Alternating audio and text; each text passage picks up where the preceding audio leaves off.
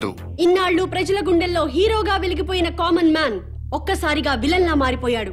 ముఖ్యమంత్రి గారి కుమార్తెతో పాటు కిడ్నాప్ కి గురైన ఛానల్ రిపోర్టర్ సునీత చేసిన స్టింగ్ ఆపరేషన్ తో కామన్ మ్యాన్ అసలు రంగు బయటపడింది. అతని అసలు రూపం ఏంటో మీరే చూడండి. నేను గవర్నర్ దగ్గర ఇచ్చిన స్పీచ్ అంతా సొసైటీ కోసం కాదు, డబ్బుల కోసం. రాజకీయ నాయకులు డబ్బులు లేకుండా ఎలక్షన్ లో గెలవలేరని నాకు తెలుసు. దాన్ని అడ్వాంటేజ్ గా తీసుకుని నేను బ్లాక్ మెయిల్ చేశాను. నాకు పొలిటికల్ పార్టీలన్నీ కలిపి 2000 కోట్లు ఇస్తే అది తీసుకుని నేను దుబాయ్ వెళ్ళిపోతాను. సునీత, ఎలా ఉంది నా ఐడియా?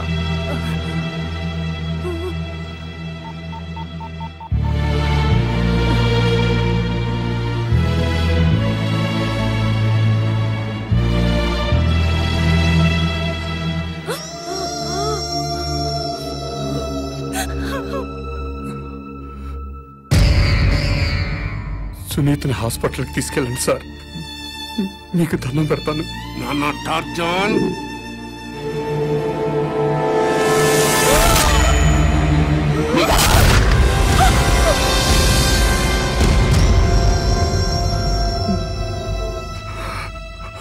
ఏ మ్యాన్ కామను, ఇప్పుడు నువ్వు మాట్లాడిందంతా ఆ జర్నలిస్టు షూట్ చేసి రికార్డ్ చేసేసి టీవీ వాళ్ళకి పంపేసింది. వాళ్ళు టెలికాస్ట్ చేసేశారు.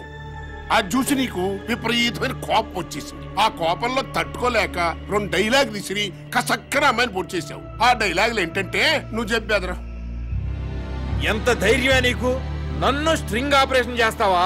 నిన్ను బతకనివనే అని చెప్పి ఆ జర్నలిస్ట్ ని కసక్కన పొడి చేసావు. అది మేము షూట్ చేసి టీవీ వాళ్ళకి ఇచ్చేస్తాం. ఇది చెప్పు. Camera on.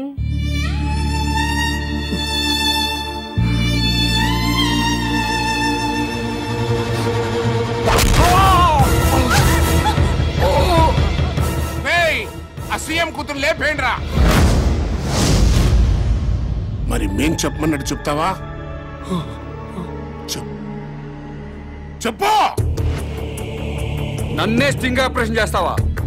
ఎంత ధైర్యమే నీకు? నిన్ను బతకనివ్వను. కామన్ మ్యాన్ పరమ కిరాతకాన్ని కొడిగట్టాడు. స్టింగ్ ఆపరేషన్ చేసి తన నిజ స్వరూపాన్ని బయట పెట్టిందన్న కోపంతో ఛానల్ రిపోర్టర్ సునీతని అత్యంత దారుణంగా హత్య చేశాడు. అబ్బాయి చాలా మంచాడున్నాడు. ఏమిటిది? ఉండు ఉండు. ఫోన్. మా డాడీ. నేను మాట్లాడతా.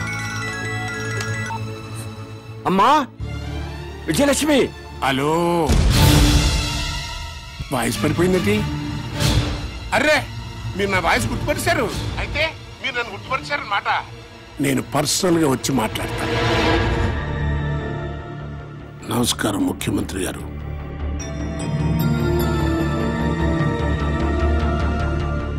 మీరు వయోభారం వల్ల ముఖ్యమంత్రి పదవి నుంచి తప్పుకుంటున్నారు. మీకు వారసుడిగా నన్ను ముఖ్యమంత్రిగా ప్రకటిస్తున్నారు. నో అన్నారంటే నీ కూతురు కామన్ మ్యాన్ లింకులు నేనే బయట పెడతా. జర్నలిస్టుని చంపినట్టుగా మీ కూతుర్ని కూడా నేనే చంపుతా.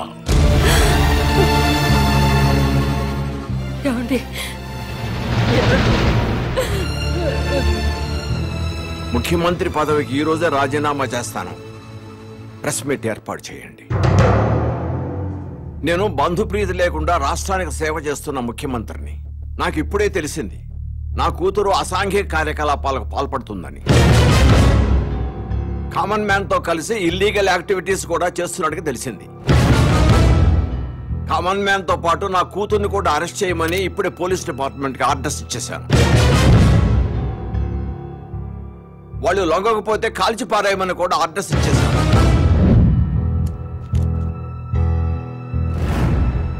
రేయ్, నువ్వు ఎన్ని ప్లాన్స్ వేసినా నిన్ను మాత్రం ఈ రాష్ట్రానికి ముఖ్యమంత్రిని కానివ్వరు. ఓట్ల కోసం కల్తీసారా తాగించి ప్రజలు చంపిన వెధవరా నువ్వు. నీకు ఈ రాష్ట్రాన్ని పాలించే అర్హత లేదు. ముఖ్యమంత్రిగా కాదు కదా, అసలు నీకు రాజకీయ భవిష్యత్తు లేకుండా చేస్తా. చెప్పు డాడీ.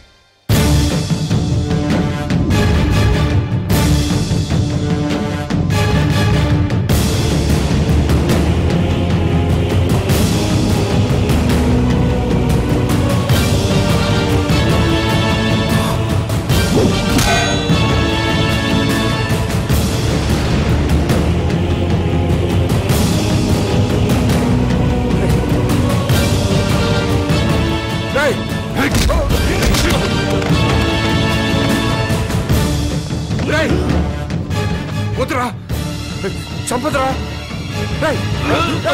చంపదురా రాయ్.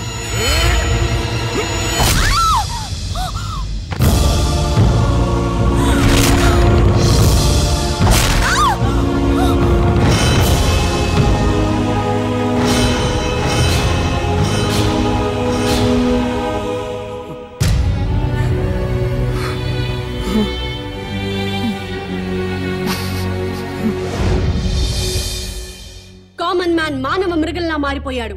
ముఖ్యమంత్రి గారి కూతుర్ని దారుణంగా హత్య చేశాడు. చెత్త కుప్పల మీద శవాన్ని పడేశాడు. నమ్మశక్యం కాని విషయం ఏంటంటే ముఖ్యమంత్రి గారి కూతురు కామన్ మ్యాన్ ఇద్దరు స్నేహితులు కావడం. ఈ విషయాన్ని ముఖ్యమంత్రి గారే స్వయంగా ప్రకటించిన నేపథ్యంలో ఈ హత్య జరగడం గమనార్హం.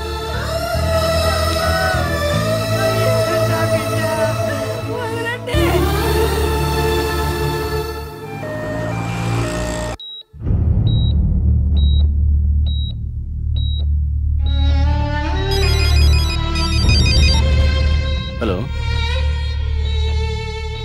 సార్, బాడీని గవర్నమెంట్ హాస్పిటల్ తీసుకొచ్చారంట.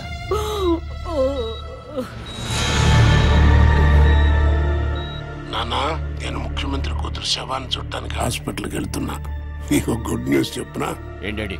రేపే నేను ముఖ్యమంత్రి కాబోతున్నాను రా. పోలీసులు కామన్ మ్యాన్ కోసం వెతుకుతున్నారు రా. పోలీసుల అకౌంట్ లో కామన్ మ్యాన్ ని లేపి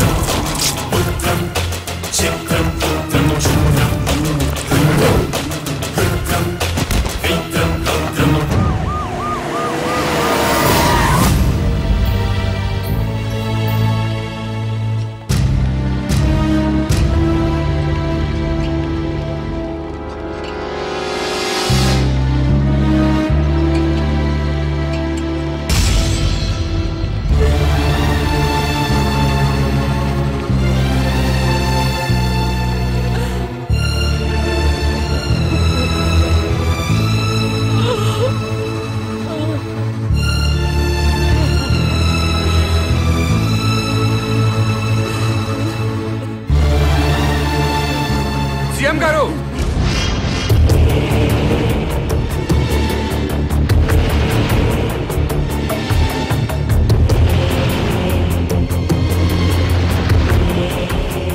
సీఎం గారు, మీరు లోపలికి వెళ్ళొద్దు. మిమ్మల్ని చంపడానికి ప్లాన్ చేశారు. సార్, అందరూ బయటకు వచ్చేయండి. గవర్నర్ గారు, ప్లీజ్ నా మాట వినండి సార్. ప్లీజ్ సార్, లోపలికి వెళ్ళొద్దు. రండి సార్. సీఎం గారు కూతురు చంపిన రాసుకెళ్ళి నీ మాట ఏమన్నా నమ్ముతాడు రా? అదంతా పాత కదయ్యా. ఇప్పుడు ఇప్పుడు ఆడిక్కడికి వచ్చింది సీఎం గారు లేపేయడానికి. కలిసేయి.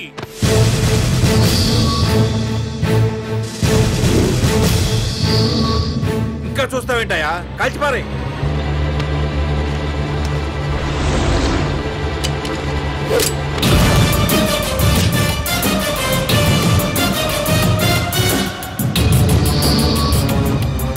ఏమండి మన అబ్బాయి అండి. అంటే నేను పోతానే నడుసుకో. అయ్యా నా కొడుకుని చూడొద్దు. నాకు నా కొడుకు కంటే నా ప్రజలు ముఖ్యం, నా ముఖ్యమంత్రి ముఖ్యం. కలిసేయండి, కలిసేయి.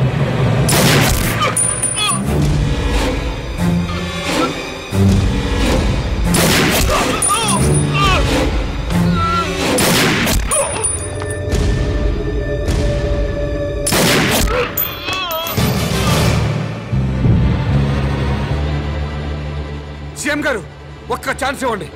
ఎవరు క్రిమినల్లో నిరూపిస్తాను. Please sir. సీఎం గారు ఒక్క నిమిషం సార్. ఆపండి.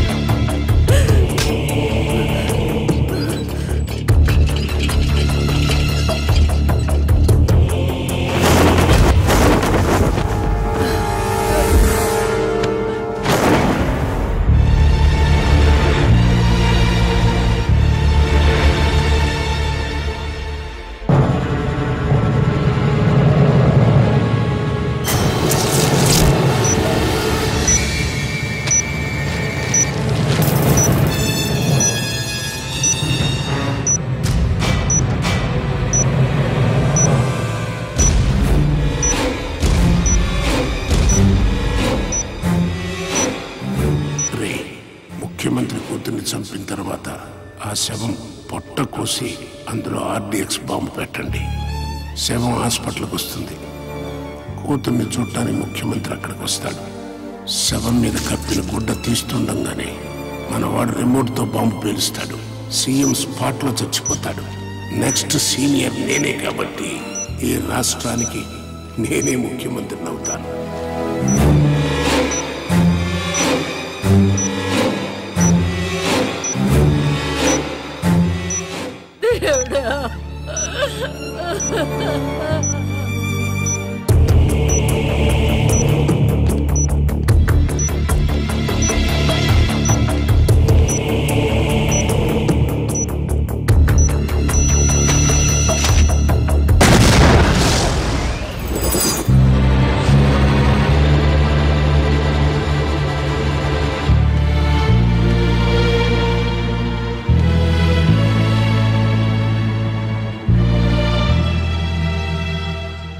రాజకీయాల్ని వ్యాపార స్థాయి నుంచి స్థాయికి తీసుకొచ్చారా మీ ముగ్గురు.